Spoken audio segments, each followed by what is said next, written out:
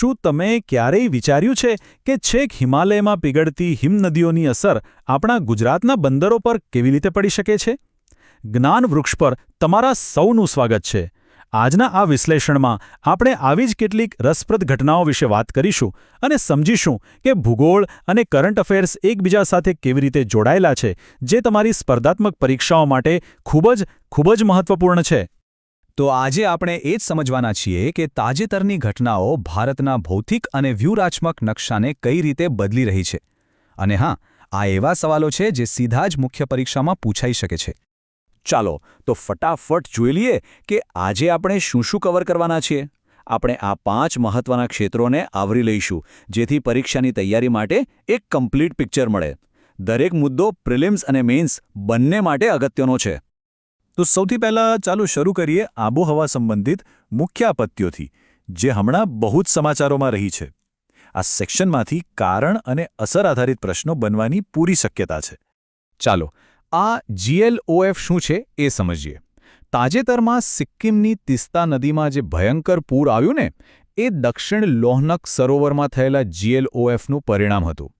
GLOF એટલે glacial lake આઉટબર્સ્ટ flood. મતલબ કે ગ્લોબલ વોર્મિંગને કારણે હિમનદી પીગળે, સરોવર મોટું થાય અને અચાનક એ તૂટી જાય. પરીક્ષામાં GLOFનું પૂરું નામ અને તેના ભૌગોલિક કારણો ચોક્કસપણે પૂછાઈ શકે છે. હવે આ સ્લાઇડ પર ખાસ ધ્યાન આપજો. ચક્રવાતની આખી પેટર્ન જ બદલાઈ રહી છે. પહેલાં આપણે માનતા કે વાવાઝોડા એટલે બંગાળની ખાડી, પણ હવે અરબી સમુદ્રનું તાપમાન વધી રહ્યું છે અને એટલે જ બિપરજોય અને તાઉતે જેવા વિનાશક વાવાઝોડા હવે અહીં વધુ તીવ્ર બની રહ્યા છે. આ ફેરફાર ફક્ત ગુજરાતના દરિયાકાંઠા માટે જ નહીં, પણ આપણા પશ્ચિમી વેપાર માર્ગો માટે પણ એક મોટો પડકાર છે. જોશીમઠમાં જમીનનું ધસી જવું એ કુદરતી સંવેદનશીલતા અને માનવ પ્રવૃત્તિઓનું એકદમ ક્લાસિક ઉદાહરણ છે. અહીં યાદ શું રાખવાનું છે? એક તો તે મોરેન એટલે કે જૂના ભૂસ્ખલનના કાટમાળ પર વસેલું છે, અને બીજું ત્યાંના ખડકો ખૂબ જ નબળા છે. ઓકે, તો પર્યાવરણીય જોખમોની વાત થઈ. હવે ચાલો આગળ વધીએ અને જોઈએ કે ભારત પોતાના ભવિષ્યના આર્થિક અને ટેકનોલોજીકલ વિકાસ માટે કયા મહત્વપૂર્ણ સંસાધનો શોધી રહ્યું છે. એક એવા ખનિજની મોટી શોધ થઈ છે જેણે ભારતને દુનિયાના નકશા પર મૂકી દીધું છે. કોઈ અંદાજ લગાવી શકે છે કે આ સફેદ સોનું એટલે શું? વેલ, આ છે જમ્મુ અને કાશ્મીરના રિયાસી જિલ્લામાં મળેલા લિથિયમનો અંદાજિત ભંડાર. પૂરા 59 લાખ ટન. આ ઇલેક્ટ્રિક વાહનોની બેટરી માટે અત્યંત જરૂરી છે. આ આંકડો અને સ્થળ બંને પરીક્ષા માટે ખૂબ જ ઇમ્પોર્ટન્ટ છે. પણ વાત અહીં ખાલી લિથિયમ પર નથી અટકતી. ભારત બેટરી ઉદ્યોગ માટે વેનેડિયમ અને એક વિશેષ મિશન દ્વારા ઊંડા સમુદ્રોમાં રહેલા ખનિજોનું પણ સંશોધન કરી રહ્યું છે. આ લિસ્ટ અને તેના સ્થાનો મેપિંગ માટે ખાસ યાદ રાખજો. આ બતાવે છે કે ભારત હવે બ્લુ ઇકોનોમી તરફ કેટલી ઝડપથી આગળ વધી રહ્યું છે. ડીપ ઓશન મિશન હેઠળનું મત્સ્ય 6000 એ સમુદ્રના તળિયે 6000 મીટર નીચે જઈને પોલીમેટાલિક નોડ્યુલ્સ એટલે કે મેંગેનીઝ, નિકલ અને કોબાલ્ટ જેવી કિંમતી ધાતુઓનું ખાણકામ કરશે. આ દેશનો પહેલો નદી જોડાણ પ્રોજેક્ટ છે, જે વિકાસ અને પર્યાવરણ વચ્ચે સંતુલન સાધવાનો એક પ્રયાસ છે. પણ આમાં સૌથી મહત્વનો મુદ્દો કયો છે જે પરીક્ષામાં પૂછાય છે? એ કે આ પ્રોજેક્ટથી કયા ટાઇગર રિઝર્વને અસર થશે? અને જવાબ છે પન્ના ટાઇગર રિઝર્વ. ઓકે, તો ભારતની વાત થઈ ગઈ. હવે ચાલો થોડી દુનિયાની સફર કરીએ. પ્રિલિમ્સ માટે સમાચારોમાં રહેલા સ્થળોની ભૂગોળ સમજવી ખૂબ જ જરૂરી છે. તો ચાલો સૌથી અગત્યના સ્થળોને કવર કરીએ. રાતા સમુદ્રનું સંકટ. અહીં હૂથી હુમલાઓને કારણે ભારત પર સીધી આર્થિક અસર પડી રહી છે. અહીંયા તમારે બાબ અલ મંડેબ સામુદ્રધુની ખાસ યાદ રાખવાની છે. તે કોને જોડે છે? રાતા સમુદ્રને એડનના અખાત સાથે. અને કોને અલગ પાડે છે? એશિયા અને આફ્રિકાને.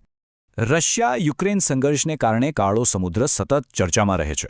હવે તેની સરહદે આવેલા દેશોને યાદ રાખવા માટે એક સરળ ટ્રીક છે. Turbo GR. યાદ રહી જશે ને? T એટલે તુર્કી, U એટલે યુક્રેન, R એટલે રશિયા, B એટલે બલ્ગેરિયા, G એટલે જ્યોર્જિયા અને છેલ્લો R એટલે રોમાનિયા. બસ આટલું યાદ રાખશો તો પરીક્ષામાં બહુ કામ લાગશે.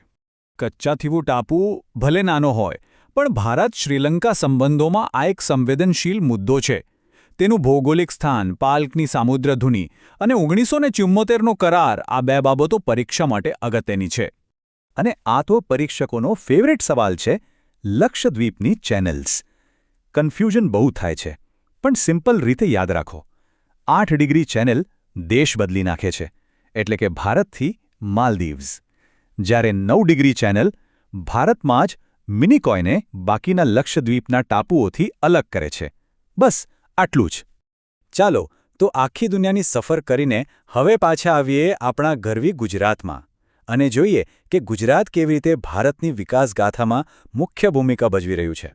ભવિષ્ય માટેના શહેરોથી લઈને ગ્રીન એનર્જી અને વન્યજીવ સંરક્ષણ સુધી ગુજરાત વ્યૂહાત્મક પહેલોનું કેન્દ્ર બની રહ્યું છે. ધોલેરા સેમિકન્ડક્ટર હબ, ખાવડામાં વિશ્વનો સૌથી મોટો હાઇબ્રિડ પાર્ક અને સિંહો માટે બરડામાં બીજું ઘર, આ ત્રણેય ફેક્ટ્સ ગોખી જ લેજો. ઓકે, તો આપણે ઘણું બધું કવર કરી લીધું છે. હવે સમય છે એક ક્વિક રિવિઝનનો. ચલો એકદમ ફટાફટ આખા ટોપિક પર નજર ફેરવી લઈએ. રેડી? ચાલો શરૂ કરીએ. GLOF એટલે સિક્કિમનું દક્ષિણ લોહનક સરોવર. લિથિયમ એટલે 59 લાખ ટન, રિયાસી, જમ્મુ કાશ્મીર.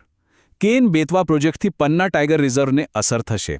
બાબલ મંડેબ રાતા સમુદ્ર અને એડનના અખાતને જોડે છે અને લક્ષદ્વીપમાં 8 ડિગ્રી માલદીવ સાથે, જ્યારે 9 ડિગ્રી આંતરિક છે. આનો સ્ક્રીનશોટ લઈ લેજો, રિવિઝનમાં બહુ કામ લાગશે. અને છેલ્લે મુખ્ય પરીક્ષાના જવાબોમાં માનવ પર્યાવરણની આંતરક્રિયા પર લખતી વખતે તમે આ મુદ્દાનો ઉપયોગ કરી શકો છો. એ તમારા જવાબની એક અલગ ઊંડાણ આપશે.